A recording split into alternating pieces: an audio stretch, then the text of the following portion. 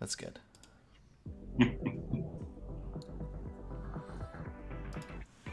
Now's the fun part. Basically, this gives me 5 minutes to go on and like and share and share the post or the video everywhere. So you're gonna do this on Facebook? It streams to Facebook, it streams to YouTube, and it streams to Twitch as well.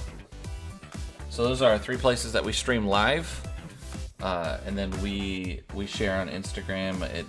Josh downloads them and uploads them to just rips the audio for podcast later.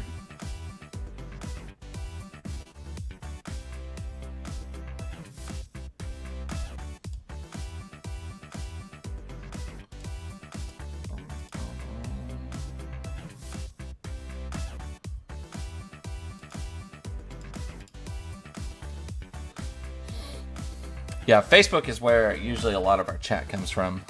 We do have a couple people from YouTube who log on live, watch us live on YouTube and chat. But Facebook is just easier for a lot of people. But we've actually had a switch, I think in the last 40 episodes, we get a lot more like writing comments than we do like post show than we do live. So but it's still easier to stream live and then rip that audio for us, which is why we still do this format.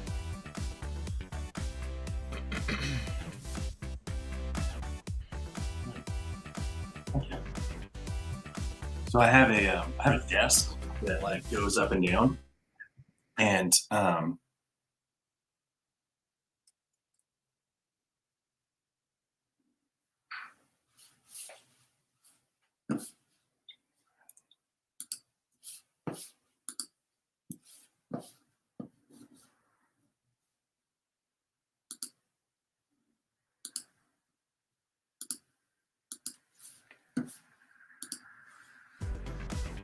There we go.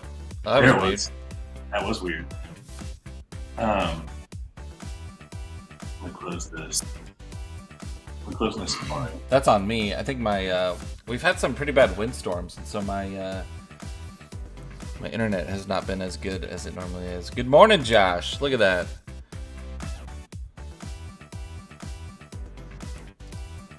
Mr. Fowler's here.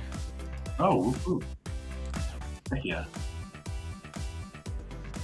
Oh man, Josh, you're not here, so I have to do all this stuff.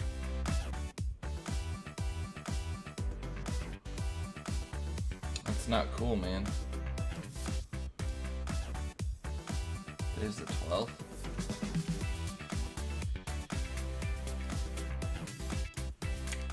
Like this download youth ministry. I love their 5-minute timers, man.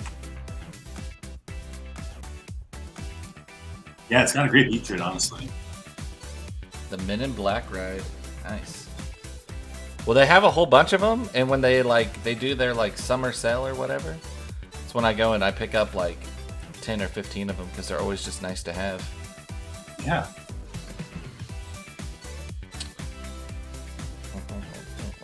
Where is it? Okay, there it is.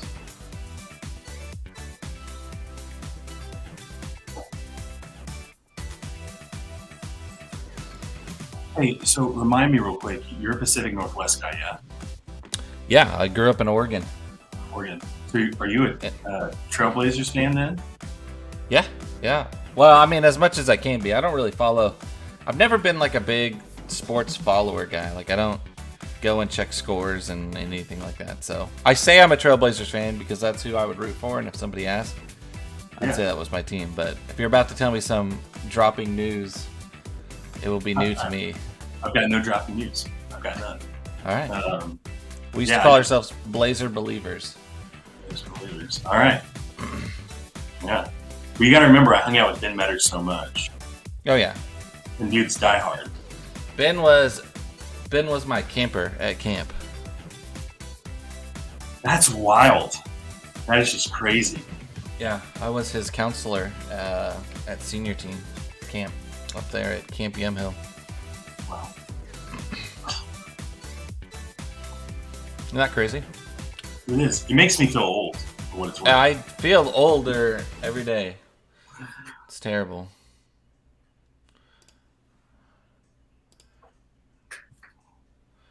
Till we're all growing a beard. A man's face should never be bare. We just want some facial hair. We're anticipating, yeah, everyone's waiting for a beard. Good morning, everybody. This is Behind the Beards, where we pull the curtain back, take a look behind the scenes, and reveal the things that go on in the hearts and minds of your ministers at your church. I'm Aaron Partlow. I'm the youth minister at the Pine Tree Church of Christ in Longview, Texas. And our co-host today is good old Mr. Adam England, youth and family minister at the West Side Church of Christ. And we love that congregation because that is my wife's home congregation. That is where she grew up going to church. So, and that's where my wife and I got married. What? Did they have the orange pews then? We got married outside in August, so like a very smart people, we chose to get married outside in August in the heat. It was a twilight wedding though, so it was good call. It was manageable. I do remember that the day of our wedding, it was so hot that the aisle runner that they wanted to put down melted to the plastic or melted to the sidewalk. To that outside area. Wow. So that was our wedding, but it was fun. It's a nice venue. It's a nice church building and everything like that. Yeah, we love it. We love it here. Of course, my wife grew up here, so it's that's right. It's our homecoming. Like people get to see Carly as a kid growing up in the youth group here, and now she's the youth and family minister's wife, and so it's a really neat circle that she went through, and obviously she loves Lauren and going through the youth group with Lauren. And so, dude, great stuff. Great stuff. Yeah, for sure. Yeah, that's cool. I always forget that our wives were in youth group, right? They like overlapped a little bit. A little bit, yeah. So it's always crazy. Fun. It's always good to hear. So how long have you been? Did you just say how long have you been in Westside? Yeah, so crazy enough, I moved to Westside September 2020. So still in the pandemic. Yes. I remember us packing up our house and loading up the U-Haul and driving over the Rocky Mountains while people were still masked everywhere and quarantining and social distancing, and that was an interesting time. The worst part about those trips was that so many places closed down their coming inside, so that's made you really have to think about where you're going to use the restroom. Yeah, we spent. That's what I remember. Utah was actually a very welcoming place in the middle of the pandemic. They never changed. They tried to do their best, but they were really cool to us. And we tried to get through Nevada as quickly as possible. It was not a place that we spent a lot of time in. And I'll never forget, man. So we're coming into California, and they have border checks coming from Nevada into California. I didn't realize that. And so, of course, they pulled us over and made us open up our U-Haul. And it was funny because they opened up our U-Haul, and then my father-in-law was behind us in another U-Haul. We had that much stuff. So should really probably downsize a little bit. But made him do it too. I mean, it was a whole, experience, because they're and the thing they're checking for, it's not like they're checking for drugs. They're checking for foreign fruits or foreign animals. That's the thing they're really concerned about getting into California. California, you are not allowed to own a ferret. What a place! What a place! I remember having to do that because there were many summers, a couple summers where I drove Lauren's car. I drove her home from Oklahoma Christian for the summer, and then flew from Bakersfield to wherever I was going. And so it was a lot of fun. The border patrol there. It's always great. Well, this morning we're talking about being content in a ministry. And where does that lie? Where should we be, or even should we be content in the ministry? And I think there's a lot of ways where you can kind of take this topic and where you can kind of head. What does it mean to be content in a ministry? What are we even referring to? Are we referring to ministers being content where they're at and moving to another congregation? are we talking about like, are we in a safe bubble with what we're doing in our home congregation, or do we need to step outside of that bubble? I think there's a lot of areas to explore in this episode, and so good thing we have the expert here on the other side of the screen from me here. So just talk to me a little bit. I asked you, like, what were you passionate about? So where do you have in mind? Where are you taking this podcast, this episode, or this idea in your mind? Yeah. So, I mean, contentment's one of those things that, I mean, we teach a lot about in the church. Like we want people to understand that they don't need to seek out all this stuff and somehow fill their life with so much stuff that they think they're going to obtain happiness in that way. And for me, when I got into ministry, and a little bit of context, I guess, growing up, I grew up for my teenage years in a preacher's household in Eastern Colorado. It was a great congregation. It was a little congregation. And my stepdad was the preaching minister. And I can remember thinking in my mind, like, I didn't want to be a minister when I grew up because it didn't appeal to me, like what the rhythm was, I guess, or like what the model was for ministry as far as what I was seeing. And it was no offense to him, like loved him, learned a lot from him. But what I saw in ministry was someone who was teaching Sunday morning, preaching Sunday morning, teaching Sunday night, teaching Wednesday night. And it was like they always had to continually have more things to say. And it was kind of hard to kind of figure out, okay, so where are we going with this?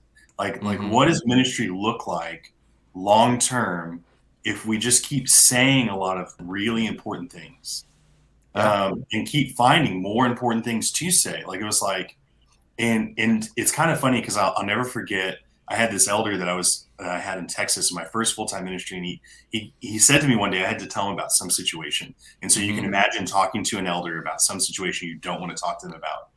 And I'll never forget, he kind of like leans forward, kind of like in just exhaustion. And I'm sitting in the pew behind him telling him the story, and he goes, when are we going to stop coming out with the next new thing? Yeah. That was like his response to this issue. Right. And I was kind of like sitting there, and I was like, that's kind of like a fair question. Like it feels like we're constantly fighting the battles of the next new things. When I got into ministry, and especially youth ministry, I remember I had people tell me, they're like, don't be an activities coordinator. Like make sure what you're doing makes sense for the people that you're ministering to. And I can remember, like, I was like, okay, activities coordinator, what does that mean? Within the first full year of full-time youth ministry, like you start to get an idea because there's all these things you have to do, and you get so kind of burdened down with planning events that you start to forget what the events are actually meant to do, like what the purpose is. And so that was always complicated. Like it was like, man, I'm exhausted because there's all these things that I have to do.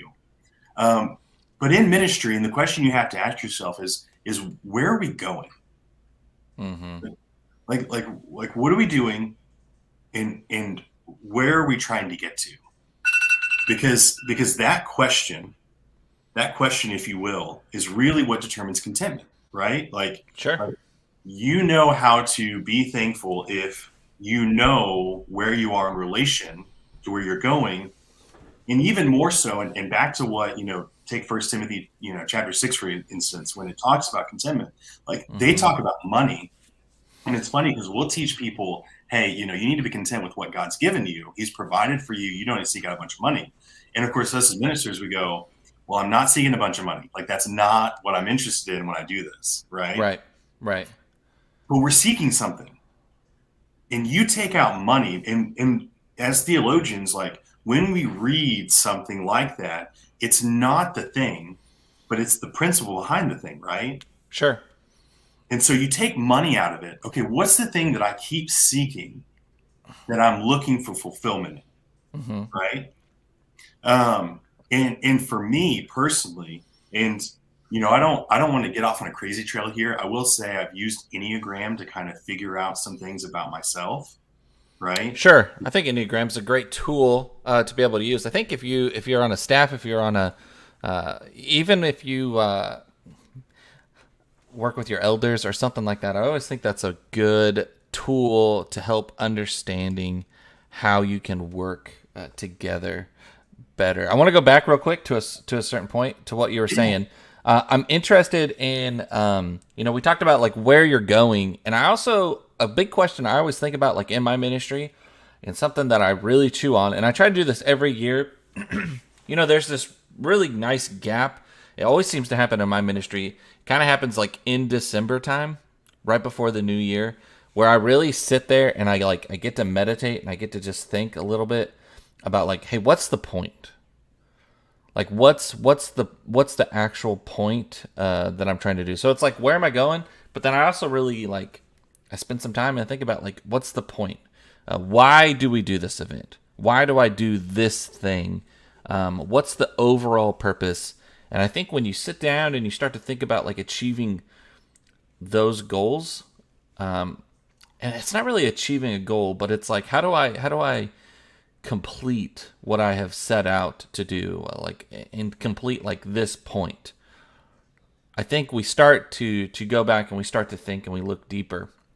I interviewed for a job one time in my past, and I ended up passing it up because when I interviewed with the committee or whatever, who was interviewing, they said, well, we already have a really great program that's going on. We already have a list of events that we always go to and we always do. So we just need you to come in and really just run the events. And I was like, at first I was like, oh, that's cool. That's great. And then I started thinking about it and I was like,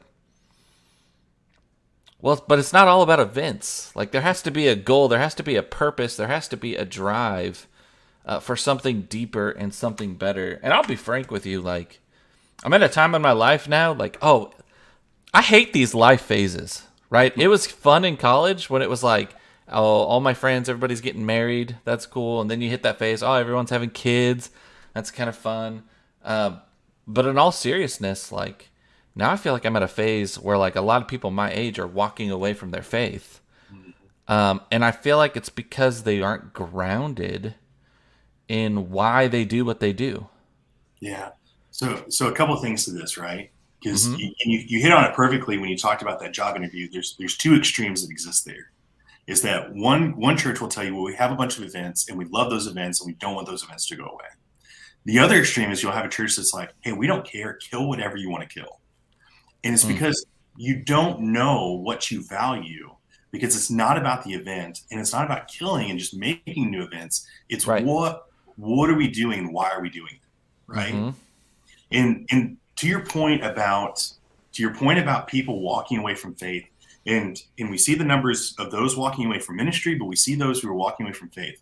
The question I ask, and I don't want to, like, I'm not going to reveal this person's name, but they're a great friend of mine. They're someone who I love dearly. Sure. I love their ministry, and they're still in ministry, but they've been going through deconstruction, because that's the thing that we keep hearing, right? And right, like, that's the hot topic, the hot phrase.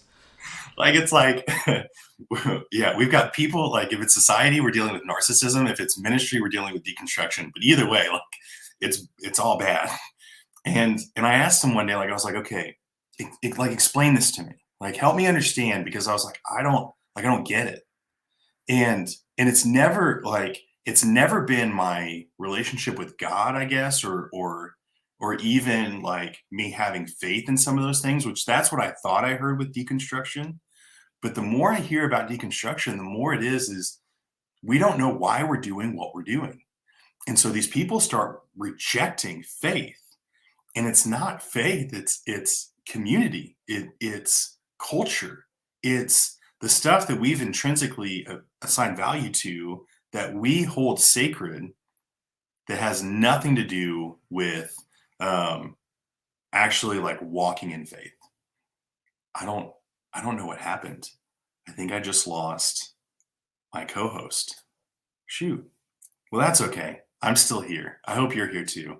So anyway, so hearing this whole conversation about deconstruction, and hearing people talk about that, I mean, the question of, what do you value? Like why are you doing what you're doing, and how do you understand how value works, right? There he is. You're back, but you're muted. You're There it right. is. Thank you, man. Look You're at the okay. pro coming on. Well, I'm glad that StreamYard still runs, even though You, like I get disconnected. no, it's okay. So yeah, so again, so to what I was just saying, like when it comes down to understanding deconstruction and like some of these things that we're struggling with in the church, the reality is that people don't know why we do what we do. Like a lot of times we can say we have a goal, Right. but I even want to push against that goal for a minute. Yeah, for sure. And here's the thing that I'll say. This was my big realization. I don't know if you've ever heard this. Because of my personality type, like I have this insatiable drive that I want to conquer things. Mm-hmm. Like I don't just want to do it. I want to do it well. And I want to understand why it works the way that it works, and then I want to commit to it. And so when people come up to me, like I'll make a decision that's not popular, but I can explain to you why I did it and why I do it again and why we're still doing it, because I want to make sense of this whole thing. I don't just want to go through pain for no reason. Like you're either having dying pains or you're having growing pains. And like I would much rather have growing pains. The question that caused this whole thing, or the statement, I guess I should say, that caused this whole realization, I don't know if you've ever heard this. I've had 3 different ministers in my time in ministry say to me, you've got to pick and choose what hills are worth dying on. You've got to pick and choose what hills are worth dying on. And when I heard this, like it annoyed me that like someone would say this to me. Like if you're doing things that matter in faith, every hill is worth dying on. Mm-hmm. Okay? And like Jesus died on the cross. Like I should be willing to suffer for what matters in ministry, right? Mm-hmm. So the first time I heard this, it was one of my first ministries, and I can remember the person who told me, like he said it to me, and when he said it, I don't like you can almost hear people's motives as they explain it. Like it was almost political. Like you got to save up to fight about the things that we really need to be fighting about, because you don't want to fight about everything because then they're not going to listen to you. And I was almost like, that's not a reason to do things. Sure. And I can remember in my second ministry, my mentor, who I love and I respect, I still call like, he's someone that like, if I have something that I'm struggling with, like he's someone I'm going to call because he's done ministry for so long in so many different places, and I consider him wise. He told me, he goes, Adam, you need to pick and choose what hills are worth dying on, because you're not going to be able to do it all, man. Like you got to take care of yourself. That's true. That's I started hearing the self-care, right? Which makes sense. But in my mind, like I'm like in ministry, like self-care is not why we do what we do. Like you got to take care of yourself. But at the same point, like you've got to, really commit to doing what you're doing. The third time, and this guy I've never even worked with, but he's someone I respect. He's got his own videos that he does about different conversations that he's having about theology, and I watch those. And I was talking to him about it. He said, Adam, he goes, you got to pick and choose what hills are worth dying on. And as soon as he said it, I could feel my body start to tense up. Right? Like I can feel those conversations start to come back. And that's what we do in ministry, is that we start to categorize all these things, and we have automated responses to the stuff that we don't like. And then he said something that shocked me. He goes, Adam, he goes, if you have to fight every battle, what battles does God have to fight? And I was like, shoot. That's huge. I want to think about this point. I want you to chew on this idea then. Is do you think like part of our being content in our ministry, do you think a lot of it, when people are uncontent, when they are, uncontent like in their ministry, like as a profession, uncontent like with their, that's probably not even the right word, but incontent with like, what's going on at their church or just in their faith life in general, do you think that sometimes that can derive from like a selfish nature? This has been chewing on me for the last I want to say like the last 5-6 months, where it seems like every lesson, every sermon, every Bible class, I just see constantly like Jesus teaching this sacrificial life. And I keep hitting this with my I'm teaching junior high right now on Sunday mornings. By the way, shout out, I love junior high. It's probably my favorite ever. And if I could ever just be a full-time junior high youth minister, that'd be me. I love junior high. Because every time I start class, I'm like, yeah, because Paul tells us in Romans chapter 12 that we're supposed to be they're like, a living sacrifice. And I'm like, now, do you really understand what that means, to be a living sacrifice? Do we really understand what it means to be a living sacrifice? When we genuinely look at our faith, when we genuinely look at why do you get up every Sunday and go to church? Why do you volunteer every time when somebody says, hey, I need someone to teach this class? Why do you, volunteer and do all, when you're a part of your church? Well, it's not because I want the praise. It's not because I want the extra work. It's not because, why do I go to, junior high wind orchestra concerts? Well, it's not because they're playing my favorite songs and it's going to be perfectly in pitch. No, I do it because there's a point. There's a point that I'm trying to make across to that student. Hey, I actually care about you, and you invited me to this event, and so I'm going to be there to support you and represent you. Guys, if I boil that down, that's like a sacrifice. That's a sacrifice that I'm doing. And so, when we boil that in, like what are we sacrificing in order to serve God or to serve for this bigger picture? So when I boil it down to like, hey, what's the point? Where am I going? Well, it's for me, it's like, who am I following? Who am I serving? Am I serving a crucified Savior? I always loved that coined phrase, like a crucified Savior. And we look at like how Jesus lived his life and how he was treated, and we're like, nah, it won't be that way for me. Jesus said, take up my cross. It's easy. It's awesome. Yeah, and I'll say this. I think some of us in ministry, when we're being unhealthy, because we float in seasons. Like, it's not like you only have unhealthy ministers, you have healthy ministers. And I think churches think that way sometimes. They're like, man, we hired an unhealthy guy. Like, the next one will be healthy. You can bring in a healthy guy, and if that culture is toxic, in 6 months, you could also be the cause of an unhealthy relationship with a minister. And there's also times in which ministers come in who are unhealthy, and over time they become healthy. Yeah. But it's that self-examination. Been there. That self-examination. And I would say this, I think there are people that sign up for stuff because they want the praise. Or because they don't feel like they're doing enough, so they feel like they need to do more. Because they don't feel good enough because they're not feeling the value of what they're doing, right? I mean, there's been times that I've done things because I'm like, if I don't do it, there may be an unhealthy person that does it that can, have a really negative. Like, there's people that I'm like, I love you, but I don't necessarily want you teaching with my teams because that could be really bad. Like, it could be really damaging, right? And so we take on more on ourselves, right? Yeah, that question, and I think you say it great as far as like the idea of like a sacrificed Savior, right? Crucified Savior, yeah. Crucified Savior. Meekness, right? Meekness is strength and control. And we've always taught that. But is our strength in control? Or do we just pour out all of our strength as much as possible, trying to make ministry as much as it can be? Because we think if we don't, then it won't. Right? Yeah, absolutely. And I'll share this with you. This is the other thing that I heard that was really kind of crazy. I was at a retreat with Pepperdine for a day.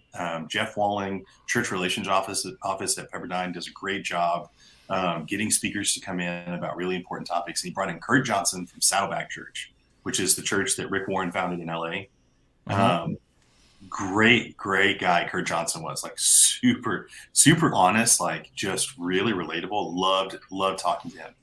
And he talked about the 7 essential aspects of ministry. Number 6, have it on the list, was contentment.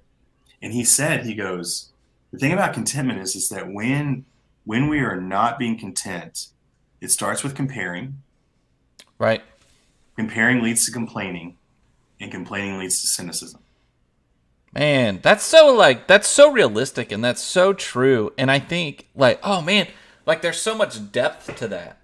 Because like, if you're not content, oh man, if you're just not content in your faith, like I see a lot of people comparing, like recently I just read somebody going through what you're talking about, like this deconstruction, and they just compared like their every week, everyday life with, somebody of the world. And they're like, man, it's nice not to have to wake up on Sundays and go to church. And I'm like, okay, I understand what you're saying. Like, it's nice to sleep in. But again, like, that's a sacrifice that I make because Jesus died on the cross for me. And he said, hey, this body of believers, this is my bride. And I'm putting value into this. So I value going to church because Jesus valued establishing the church. And the church isn't perfect because it's full of people and it's full of broken people and we're all sinners. I'm a sinner. I'm not perfect. I get up every week in front of my teenagers and I say, hey guys, I'm not perfect. I can tell you some stuff, but of course, like, I'm a sinner and I struggle and I wrestle just as well as y'all. But man, yeah, what depth in that. And that goes so well for our ministry as well, because it is so easy for me to like look right across the street and be like, oh man, that guy just had like 50 kids at youth group. I only had 35. What's going on? Is it me? Yeah. And let me say this, there's so many levels to this, right? So many. He was talking about it from the level of like comparing other youth groups, which I get. Like, and a new guy comes into a church and he has all this energy and like his youth group is really exciting, where you've been at a student ministry for a long time and you're trying to come up with new and innovative ways to get them connected. What things are you keeping or getting rid of? Right. And he goes, we look at all these other churches and we'll do the comparing, right? Like they had this over there, they had this over there. And I was like, dude, what about in our own churches? Like, what about in my own body? If you're on a staff with other ministers, how many times do we maybe compare and complain about the guys that we work with? Right. What about our elders? How many times do we compare and complain about, what elder's our favorite because he does this, this, and this, versus the other guys that we don't necessarily relate to or feel like we can connect to or feel like are in it with us, right? Absolutely. Even the church, we do this with our parents. We do this, there's so many levels to this that we sow discontentment. And what's really crazy is that the opposite reaction to being discontent, like if you are content, you find yourself being more edifying. So like, think about that process of going from comparing to complaining to cynicism. If I know that in my discontentment, I become negative and I start tearing things apart. If I learn to be content, I don't worry about what's being built and being the architect or the foreman or any of those other things. I just worry about building. Right. Like I want people to be built up, not focus on the destination. And this all gets back to that whole process of what are we doing and why are we doing it? Sometimes I think as humans, we pitch a vision that is not ours to pitch. Like, I understand that everyone wants to pitch a vision for a church and they say, hey, you need to be working towards this, this, this, and this. And it's crazy because we've known for a long time that leadership will come to us and they'll say, hey, we need the ABCs, attendance, baptisms, and contribution. Like, those are the 3 ways that we measure health in the church. And I'm going, yeah, that's not how you measure health. Like, that's right. Yeah. At the same time, we build a vision trying to get a church to a destination rather than trusting that God is present in our ministry and that God will get us there. Like, when was the last time that you just trusted God to get us there and right? Like, and not that you can't have a direction. I'm not trying to propose that we just throw out the organization and the vision and all those things. But I feel like we're looking for someone with a golden bullet that's going to fix all the problems. When in reality, we already know the solution to the issues, and it requires us to be less in a lot of ways, less in control, less about what I want, less about me deciding who's right and who's wrong, and more about love, peace, patience, kindness, gentleness, self-control, all those things that we know are fruit of the Spirit. And yet we don't apply those to ourselves to constrain ourselves and hold ourselves back to trust God more than we trust ourselves. Yeah, for sure. And that's I mean, truthfully, it's systematic. Okay, like when I say this, like, I don't know of a church that doesn't look for the guy to be the guy. And I know when I got into ministry, I never wanted to do what my dad did. But part of me was I just didn't want to be the guy. And I use that phrase a lot. Like I'm not interested in being the lead guy, because that guy is a guy that I don't know that anyone can realistically be in a church. Mm-hmm. And if they can, it's few and far between. Yeah. And those guys are exceptional. Mm-hmm. At the end of the day, like, I just want to contribute to something that makes sense. Mm-hmm. And I think sometimes my distrust of other people leads me to distrust God. Yeah. Wow. That's really good. You know what I mean? And like, I know exactly what you mean.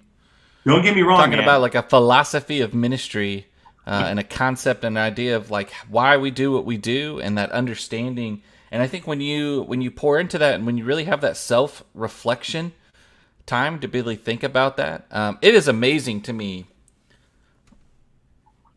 that I got into youth ministry. Like, it amazes me, like, who I was when I started and what youth ministry was. And then you get a little years under your belt and you start working with churches and you're like, okay, this is a lot different than I kind of thought it was going to be. And then, you get 10 years down the road into youth ministry and you're like, man, and people come up to me and they're like, oh, you've been doing youth ministry for 10 years. I want to pick your brain on this idea. And I'm like, why? Like, I don't know what I'm doing. Like, I'm just figuring things out.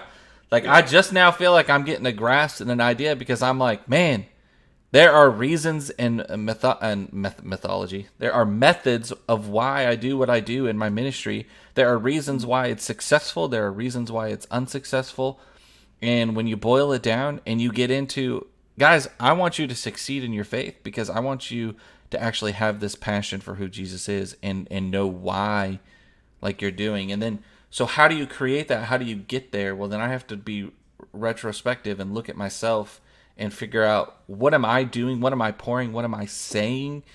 How am I doing events? How am I doing lessons, Bible class material? How am I utilizing the time that I have with kids? Like, there is so many moving plates that you can just sit, and then you can get lost. And here's the thing that I think a lot of people get discontent with their ministry, is because you start looking and you're like, there are so many plates that I have to keep spinning. I'm afraid to move, right? I'm afraid to move. And I think that's where there is something good about being discontent, in this sense of what's going on in your ministry in front of you. That you sit there and you go, guys, it's not just about games. It's not just about, going out of youth ministry here. It's not just about like our worship sounding perfect. It's not about just sitting in the pew and listening, or pretending to listen. It's about being invested, in my life, being invested in Jesus. I'm about ready to preach a big sermon coming up, and I'm because Senior Sunday's coming up, and I don't know if you get to preach on Senior Sunday. Yeah, I know that's like the day. One of our big days. I've got to boil down my brain, because I've got like all these ideas, and I have an image that Jeff Grow showed this image to me. He was like, hey, this is my intro to like the youth ministry. Like, when I sit down and a kid says, hey, I want to have a Bible study, he said, these are the 5 lessons that I start them with. And one of these lessons has like this really cool, reminds me of Stafford North. I don't know if you ever took that class with him. What was it? It was like Intro to Ministry or something. But he had all these drawings, which at the time, as a young college student, I was like, oh, these drawings are so dumb. Like, who would ever use these? And then 10 years into youth ministry, I'm like, how do I explain this? Hey, let me draw this on the whiteboard for you real quick. Yep. And I'm like, oh no, I just did that. Anyway, he's got this drawing, and it's this idea. It's a circle, and he's like, this is your life. He said, this is the chair. This is what's most important. And then he draws a cross on it, and he says, this is what our life should look like. Here's you at the bottom of the chair, and here's Jesus sitting on the throne, and this is your life. This is what our life looks like. He says, unfortunately, a lot of times this is what our life looks like.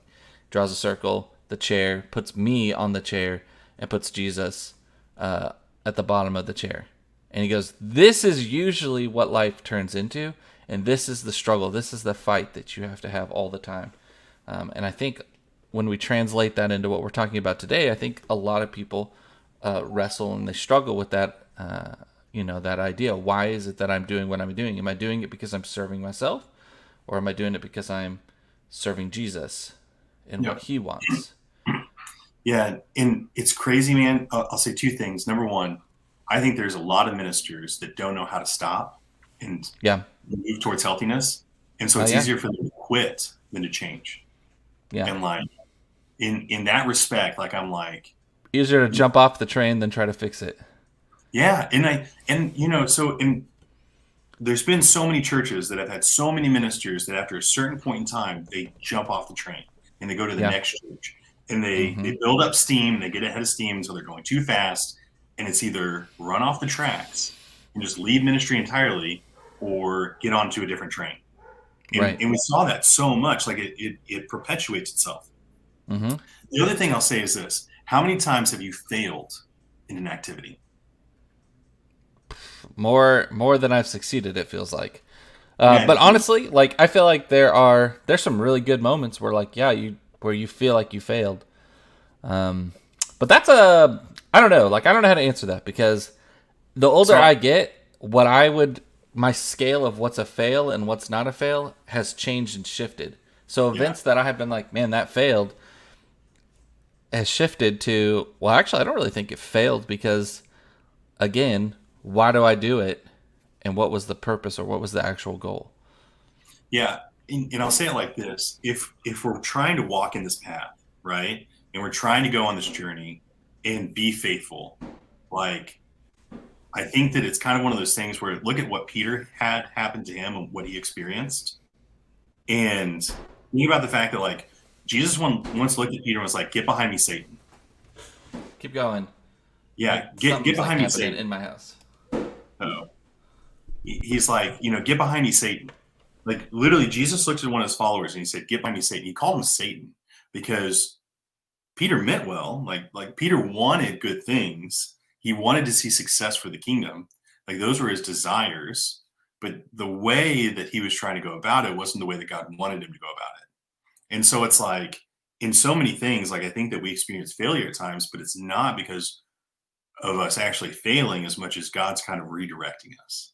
And I think if you learn to be content, you stop putting that failure on yourself, and you start learning how to listen to God and hear what God is saying as far as redirecting us, and maybe considering other things, whether it's internal or external. And ultimately, all of those things are to say that I don't have to go on a war path to make things change. But if I learn to build and practice edification and practice love and patience and peace, like, if I do those things, then God will eventually get me to the point that he wants me to be at to do ministry healthy. And I don't know, there's multiple times that I think Peter went through that. Like, he had multiple times in his journey in which he meant well for the kingdom. I mean, dude sat at the feet of Jesus. Like, cannot get any closer to hearing directly from the source what needs to happen, and regularly got off course.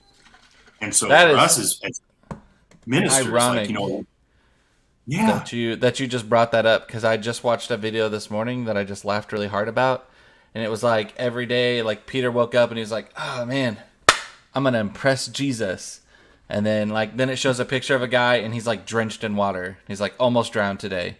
He's like, "Oh man, I'm gonna impress Jesus," and Jesus is like, "Hey, love our enemies," and it's like Peter wiping blood off of the knife. And he's like, "Why do you have a guy's ear?" And then he's like, "Oh man, I'm gonna impress Jesus," and then Jesus looks at him and says, "Get behind me, Satan." And he's like, "Me?" So I mean, that's just really funny that you said that, because I find that video. And when I got into ministry, man, I thought, "Oh, dude, I'm a Peter because I'm gonna make a ton of mistakes." And I was like, I wish I could be a Paul, right? We all want to be Pauls. They're like the redemption story. But dude, Paul struggled constantly internally with the thorn in his flesh, this desire that he had to Rome. Like, he was constantly wanting to go in his own direction and constantly being told by God, that's not the path. Well, and chronologically, you look at his letters and he goes from, like, I'm the least of the apostles, to I'm the least of the followers of Jesus to his last letter, and he goes, I'm the least of all the people on the planet. Yeah. Like he is constantly working through That these motions and these feelings. And when you feel like the least, you are always content because you know Mm-hmm. that God is doing what God needs to do without you doing more. Yeah, what he's doing is he's saying like he's the least, but what he's really doing is when he's doing that, he's like filling up the vial with God's grace and mercy and who God really is. And he's like, as you see how much more God is doing, you see how less you are and how more he is, which is powerful, which is really great. All right, we get to the point of the show, so I'll put you on the spot. We get to the point of the show where we ask, what's the behind the beards moment? Okay, behind the beards moment for you, if you are a viewer or listener here, then behind the beards moment is where we like to take that moment where we think this is what the average churchgoer most needs to know about your ministry or your ministers or your elders in this topic, in this scenario. Like, what's something that someone from the outside might not understand or know unless we kind of really set it here? What do you think? So this is what I'll say. For the average churchgoer, and I've heard this a lot, I'll use this example because I think it plays really well. We are reluctant to give homeless people money because we decided that they either have a drug addiction or alcohol addiction or all these things, and we make up the reasons for why we're not going to do a thing. Okay. And it's the fear of what we're going to do won't be effective. Like if you think about why I'm not doing that thing, I think if I do that thing, it's not going to make a difference. Mm-hmm. Right?